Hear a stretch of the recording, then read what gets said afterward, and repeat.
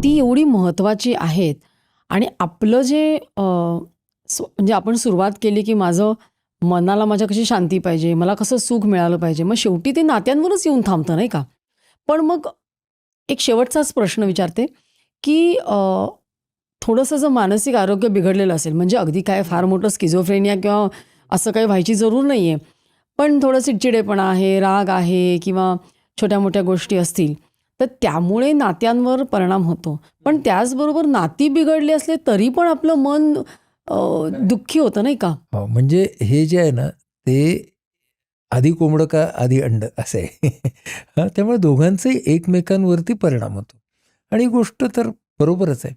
महत्त्वाचं काय आहे ना, की हे होतंय हे मला जाणवणं. आज बघ सुदैवाने ना, जेव्हा काही नात्यांच्यामध्ये थोडे-थोडे तणाव निर्माण झाले आहेत, असं असेल, तरी आज पूर्वीपेक्षा ना आपल्याकडे रेफरन्स मटेरियल, संदर्भ साहित्य आज पूर्वीपेक्षा खूप जास्त आहे.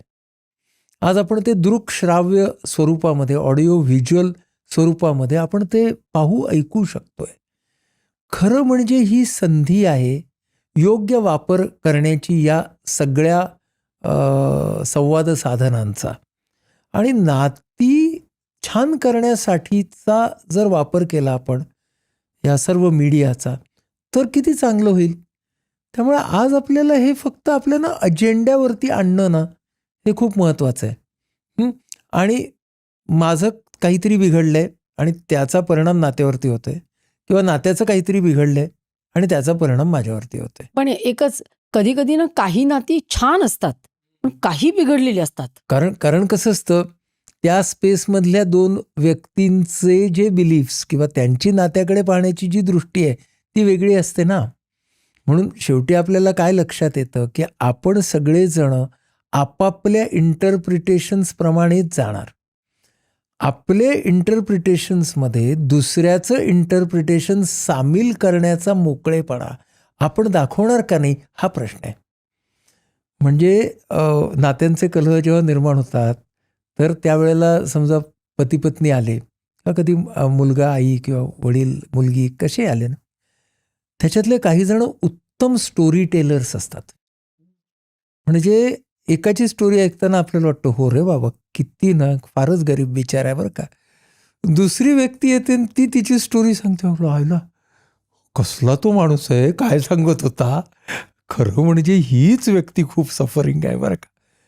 दोघेही जण उत्तम स्टोरी टेलर असतात. म्हणजे when people start talking about what happened ना, they are actually telling you their story of what happened. Their version of the story. Their version of what happened. म्हणजे काय, जेव्हा लोक म्हणतात ना, जसं घडलं तसं सांगतो, तर त्यावेळेला समजायचं की ह्याने जे पाहिलंय त्या घडल्याचं ते तो सांगणार आहे. हा मनुष्य स्वभाव आहे बरं का. It is okay.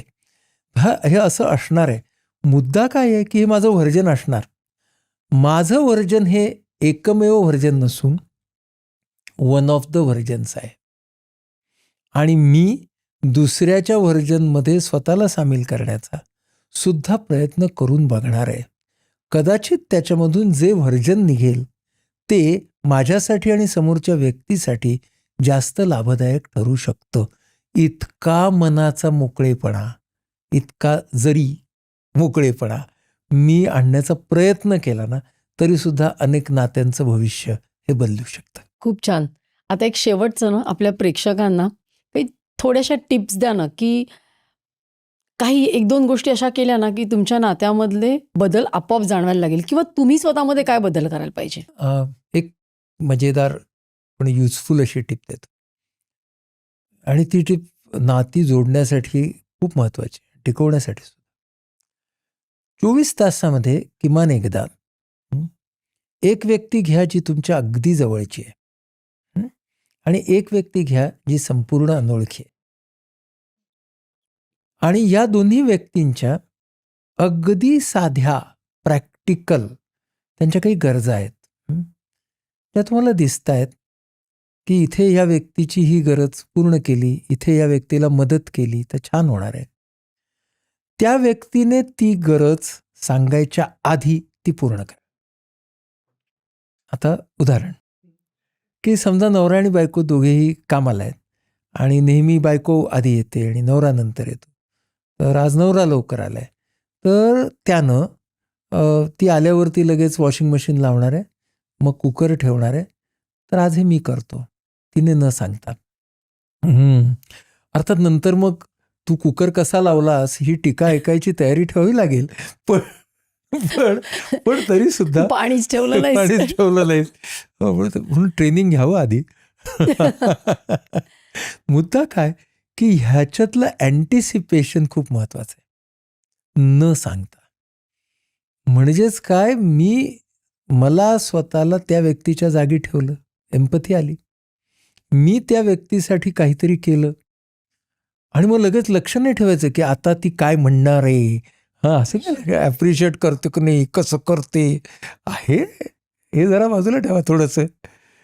काय मोठं आहे का, काहीच नाही. आता हे जेव्हा आपण नोन जवळच्या व्यक्तीसाठी करतो, का, कारण त्यांना आपण सगळ्यात जास्त गृहीत धरतो म्हणून, तर त्या नात्यासाठी ते छान आहे.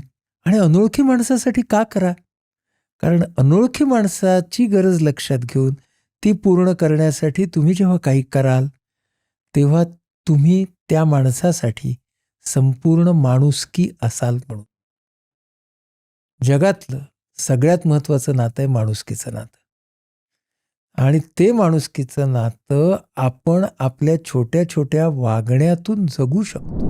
ही क्लिप शेवटपर्यंत बघितल्याबद्दल खूप खूप धन्यवाद. संपूर्ण एपिसोड बघण्यासाठी खाली दिलेल्या लिंकवर क्लिक करा आणि सर्व काही चॅनलला सबस्क्राईब करायला विसरू नका.